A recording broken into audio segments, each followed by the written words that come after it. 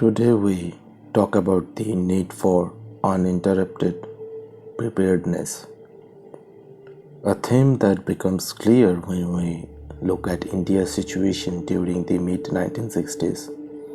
India had spent many years in a comfortable illusion of peace. Suddenly, reality struck.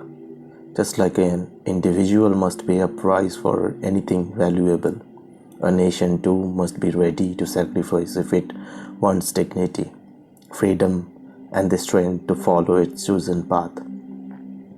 When a country avoids struggle, makes compromises with falsehood, or tries to fix problems with clever talk, it drifts away from greatness. Accepting humiliation to avoid conflict is not a peace, it is merely survival without honor. One of the biggest issues after independence was the absence of a clear national direction. People were repeatedly given confusing or unrealistic ideals. This weakened the national character, trained enthusiasm, and created a timid, divided mindset. Ideas like violence versus non-violence, struggle versus peace, unity versus disunity, all were presented in ways that disconnected people from reality. If the nation has finally come face to face with truth and rediscovered a purpose, that awakening itself is valuable. From August onward, Pakistani forces crossed the ceasefire line in Kashmir.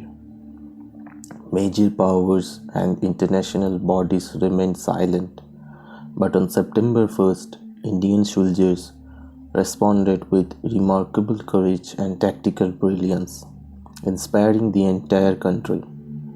There was also a noticeable shift in Prime Minister Shastri's tone and decisions, giving people hope that India had found steady leadership.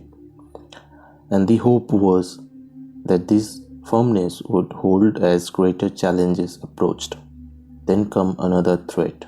China tried to take advantage of the situation by issuing a 72-hour warning on September 17th. This aggressive move forced many nations who had previously lectured India to rethink their positions. Shastri made it clear in Parliament that intimidation would not make India surrender its sovereignty. Meanwhile, after years of overlooking Pakistan's provocations, the UN finally moved and issued a ceasefire ultimatum on September 20. In the coming days, the shape of the conflict would become clear.